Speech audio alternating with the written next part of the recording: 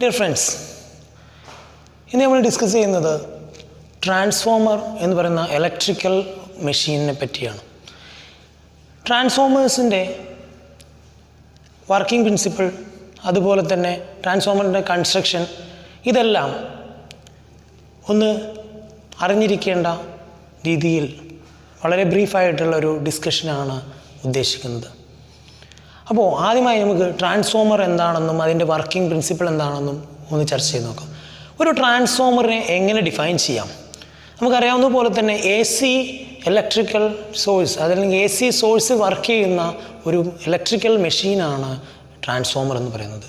നമുക്ക് അതിൻ്റെ ഡെഫിനിഷൻ ഇങ്ങനെ പറയാം: it is A static electrical machine which transform AC electrical power from one circuit to another at a constant frequency. ഇവിടെ ശ്രദ്ധിക്കേണ്ട രണ്ട് പോയിന്റുകൾ: ഒന്ന് AC, രണ്ടാമത്തത് കോൺസ്റ്റൻറ്റ് ഫ്രീക്വൻസി. അവിടെ ശ്രദ്ധിക്കുക, ഇവിടെ നമ്മൾ പറഞ്ഞ ഈ ഡെഫിനിഷനിൽ നിന്ന് തന്നെ ട്രാൻസ്ഫോമറിൻ്റെ എല്ലാ കാര്യങ്ങളും നമുക്ക് ഡിസ്കസ് ചെയ്യാം. It's A static electrical machine. ഒരു മൂവിങ് പാർട്ടുകൾ ഇല്ലാത്ത ഒരു ഇലക്ട്രിക്കൽ മെഷീനാണ്, സ്റ്റാറ്റിക് ഇലക്ട്രിക്കൽ ആയിട്ടുള്ള മെഷീനാണ് ട്രാൻസ്ഫോമർ എന്ന് പറയുന്നത്.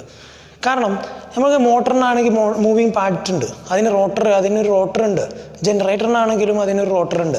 എന്നാൽ മൂവിങ് പാർട്സ് ഒന്നുമില്ലാത്ത ഒരു സ്റ്റേഷനറി ആയിട്ടുള്ള ഒരു ഇലക്ട്രിക്കൽ എക്യുപ്മെൻ്റാണ് ട്രാൻസ്ഫോമർ എന്നാണ് നമ്മുടെ ഈ വാക്കിലൂടെ നമുക്ക് വ്യക്തമാകുന്നത്. അതുപോലെ തന്നെ ട്രാൻസ്ഫോമർ എന്താണ് ചെയ്യുന്നത്?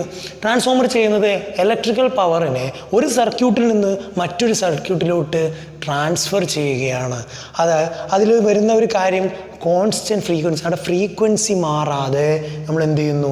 ഒരു ഇലക്ട്രിക്കൽ സർക്യൂട്ടിൽ നിന്ന് മറ്റൊരു ഇലക്ട്രിക്കൽ സർക്യൂട്ടിലോട്ട് എന്ത് ചെയ്യുന്നു? പവറിനെ ട്രാൻസ്ഫർ ചെയ്യുന്നു. അതാണ് നമ്മുടെ ട്രാൻസ്ഫോമർ ചെയ്യുന്നത്.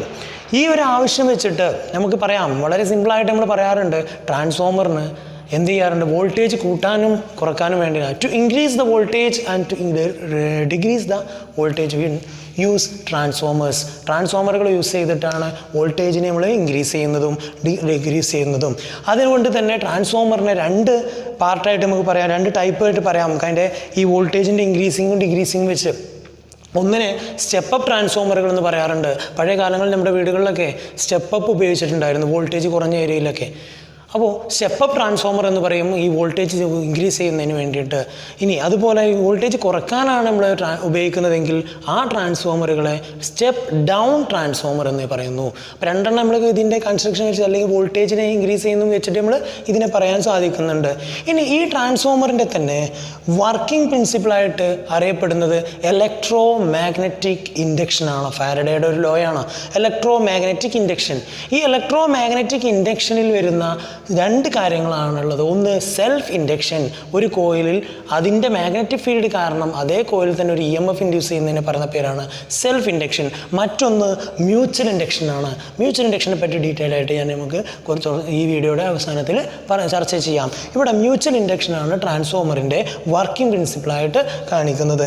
എന്താണ് മ്യൂച്വൽ ഇൻഡക്ഷൻ എന്നതിൻ്റെ ഡെഫിനേഷൻ? മ്യൂച്വൽ ഇൻഡക്ഷൻ എന്ന് പറഞ്ഞാൽ, mutual induction is the process by which a coil of wire magnetically induces a voltage into another coil located in close proximity to it. വളരെ ഒരു നീണ്ടൊരു ഡെഫിനിഷൻ തന്നെയാണത്. വളരെ സിമ്പിളായിട്ട് പറയുകയാണെങ്കിൽ, അടുത്തടുത്ത് വെച്ചിട്ടുള്ള രണ്ട് കോയിലുകളിൽ ഒന്നിൽ AC വൈദ്യുതി കൊടുക്കുന്നതിൻ്റെ ഫലമായിട്ട് തൊട്ടടുത്ത കോയിലിൽ ഒരു AC EMF ഇൻഡ്യൂസ് ചെയ്യുന്ന പ്രോസസ്സിനെ പറയുന്ന പേരാണ് മ്യൂച്വൽ ഇൻഡക്ഷൻ. അതിൻ്റെ നമ്മൾ ട്രാൻസ്ഫോമറിൻ്റെ കൺസ്ട്രക്ഷൻ പറയുന്ന സമയത്തും നമുക്ക് വേണമെങ്കിൽ മ്യൂച്വൽ ഇൻഡക്ഷനെ വളരെ വ്യക്തമായിട്ട് അവതരിപ്പിക്കാവുന്നു. ഓക്കെ, അടുത്തതായി നമുക്ക് ട്രാൻസ്ഫോമറിൻ്റെ വർക്കിംഗ് പ്രിൻസിപ്പിളായിട്ടുള്ള മ്യൂച്വൽ ഇൻഡക്ഷൻ എന്താണെന്ന് നോക്കാം. നമുക്കറിയാം, രണ്ട് അടുത്തടുത്ത് സ്ഥിതി ചെയ്യുന്ന രണ്ട് കോയിലുകളിൽ ഒന്നിൽ AC വൈദ്യുതി കൊടുക്കുന്നതിൻ്റെ ഫലമായിട്ട് രണ്ടാമത്തെ കോയിലിൽ ഒരു EMF ഇൻഡ്യൂസ് ചെയ്യുന്നതിനെയാണ് മ്യൂച്വൽ ഇൻഡക്ഷൻ എന്ന് പറയുന്നത്. ചിത്രത്തിൽ കാണുന്നത് പോലെ ഒരു കോയിൽ, അതുമായി ബന്ധിപ്പിക്കുന്ന ഒരു AC സപ്ലൈ, ഒരു സ്വിച്ച്. ഈ സർക്യൂട്ടിലെ സ്വിച്ച് ഓൺ ചെയ്യുന്നതോടുകൂടി കോയിലിലൂടെ ഒരു AC വൈദ്യുതി കടന്നു പോകുന്നു.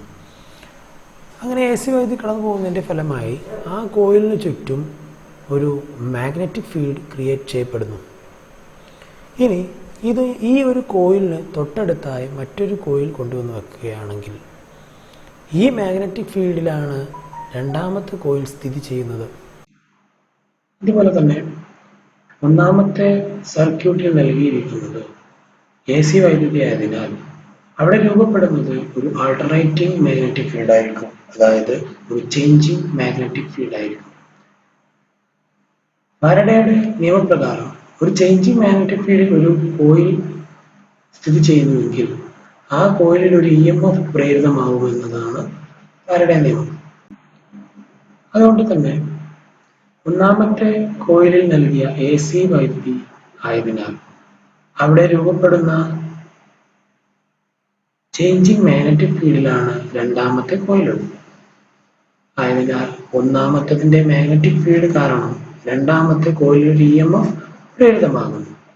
ഇതാണ് മ്യൂച്വൽ ഇൻഡക്ഷൻ. നമ്മൾ നേരത്തെ തന്നെ പറഞ്ഞിട്ടുണ്ടായിരുന്നു, ഒന്നാമത്തെ കോയിൽ ഒരു AC വൈദ്യുതി നൽകുന്നതിന്റെ ഫലമായിട്ട് രണ്ടാമത്തേതിൽ ഒരു EMF ഉണ്ടാകും. ഇതേ പ്രക്രിയ തന്നെയാണ്, അല്ലെങ്കിൽ ഫിനോമിനൻ തന്നെയാണ് നമ്മുടെ ട്രാൻസ്ഫോമറുകളിലും ഉപയോഗപ്പെടുത്തുന്നത്.